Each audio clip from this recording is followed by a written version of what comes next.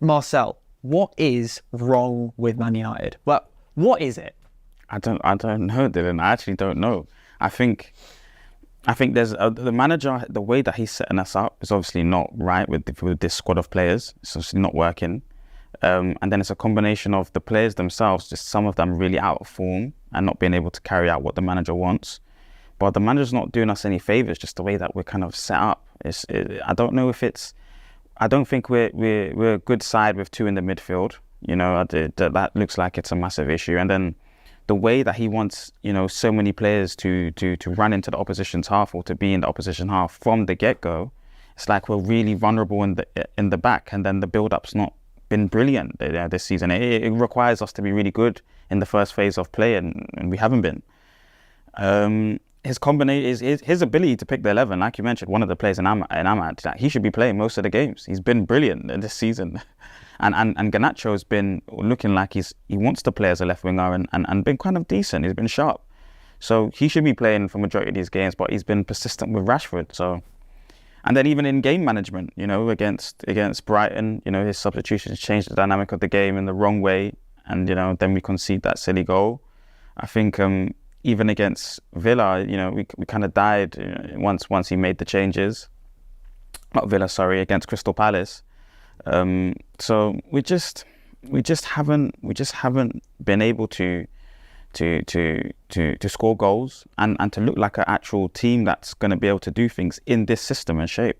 I think he should just go back to the 4-4-2, how he was doing it before, or the 4-2-3-1, how he was doing it before in the first season. We just looked a lot better, but I can't tell you exactly what it is.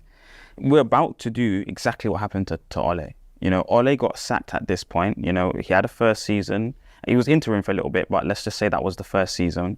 Then he had a second season, and then his third season, I think he had like 13 or so games before he gets sacked. So he had 2 full seasons before he got sacked. 2 full seasons, yeah. It was 1920, 2021, and then 21-22 is when he got sacked. Yeah, so in the first part of that, so he was approaching to complete his third season, similar to Ten Hag now. And, you know, he's about to be sacked again, Ten Hag, you know, and it feels like that's imminent right now, to be honest with you, Yusuf. And that's a worry for me, because I feel like we're going to be stuck in that same cycle again with the new manager. Should we persist and let this manager complete the third season to see what happens? You know, Ole was telling us, you know, that he wants us to take the next step as a football club. He wanted Haaland, he wanted Jack Grealish, he wanted Declan Rice. And that was going to allow him to push the lines up and play maybe a different style of football than the counter-attacking football that we all thought we hated, that we all hated. I hated this style of football towards the end, Ole's style of football, and just the way the team would dismantle sometimes before half-time or whatever. We always had to do comeback wins, all these kind of things. But, you know, we're literally about to start the same cycle again. And that's what's happening. And it's the fault of Ten Hag. I'm not trying to say that it's not fault of him, but do we allow him to persist with this to try and change the fortunes, or are we going again with a new manager? I just don't know. Well, this is the question: is it a sackable offence? 3-0 against Tottenham is definitely a disgrace. I mean, that's at home, Dylan, as well.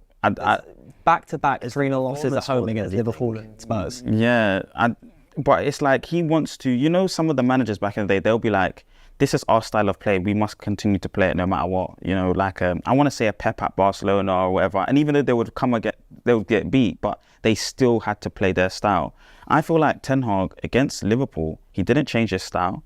Against Spurs, he didn't change his style.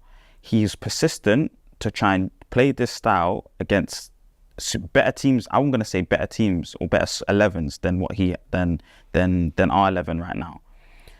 Is that a good thing or a bad thing? I don't know. Should we sack him on the premise that he's still trying to play his style of football no matter what, and it's just not working? Every team has these excuses because these things happen to every team. I think and why is it that he is allowed to...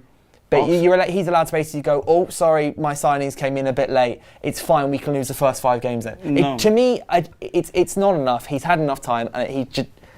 I think the situation at United is very different to the situation at Liverpool. Our excuses are way different. But because it's just such a messed up environment in all areas. But I do agree, I just don't think he's going to make it work at this point. Our excuses are way different. You can't compare what Liverpool had settled and compared to Man United, unsettled, open heart surgery just completed.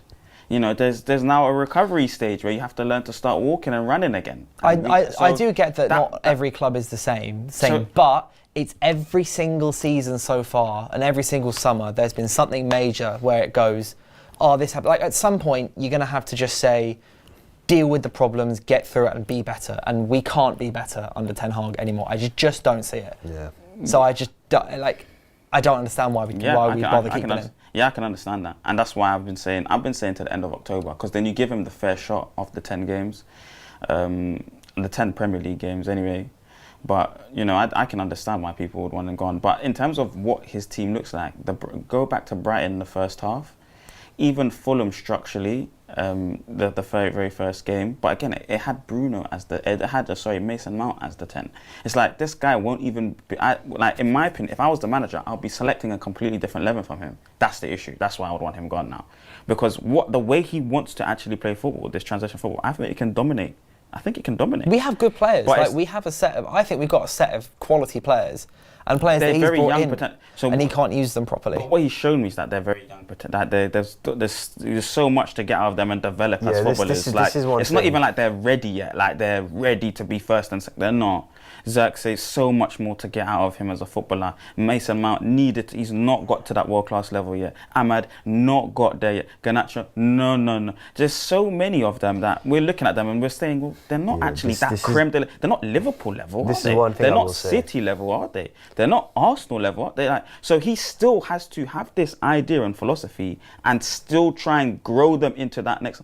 It's going to take time. It's going to, so we're battling with that, as to where we are as a football club, and his predicament's way different to a Liverpool one, where every single one of them, they got a Premier League or a Champions.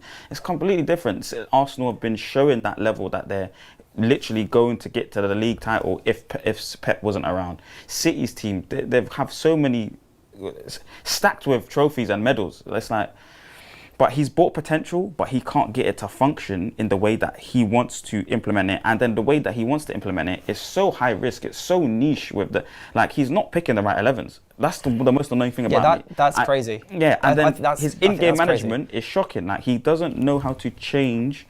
We just keep exposing the back line, which is a bit worried. But it's because of the way this manager's got us set up. And you know, I would really hope for him to turn it around, but similar to you, Dylan, I don't see, unless it's 3-0 against Porto, and then another 3-0 against Villa. It's never happening. But in the world of football, who knows? So I'm just going to be ultra positive from that standpoint. Unless it's he doesn't concede anything, and it's a good couple goals in both games, I can't see any reason for them to keep him. Beyond, I would say the end of October. I'm still going to say beyond the end of October, because I know there's that international break, but I don't know. Nah, they have to say when I'm going to change that, actually.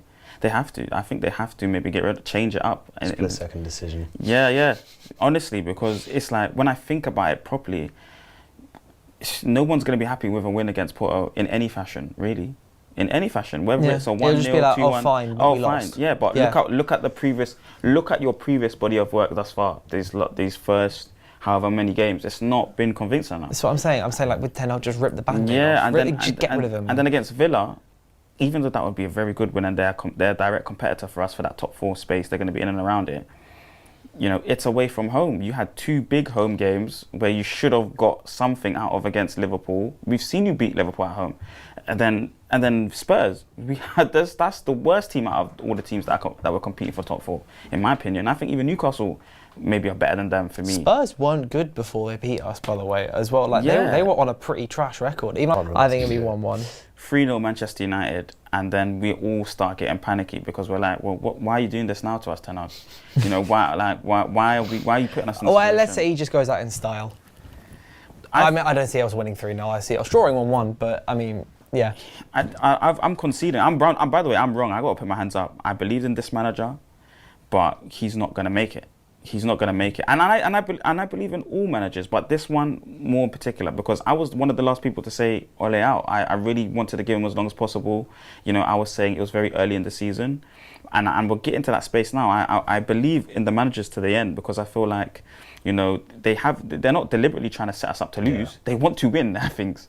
Yeah. But it's he's got to a place now where this is you cannot support 3-0 at home loss it's to crazy. Spurs, you cannot It's crazy, support it's that. crazy, It's crazy. So the moment he loses to Porto, if he does, because it's possible he can win, and if he doesn't pick up 3 points against Villa, then I have to put my hands up and it will be time for him to I'll go. always be grateful to Ten Hag because he genuinely did do a lot of good for us as manager, but I think it is a point where I just don't know that he will get to where he wants to be, where we need to be. And at that point, I think you just have to kind of, part ways. Yeah. Pretty somber end to the podcast.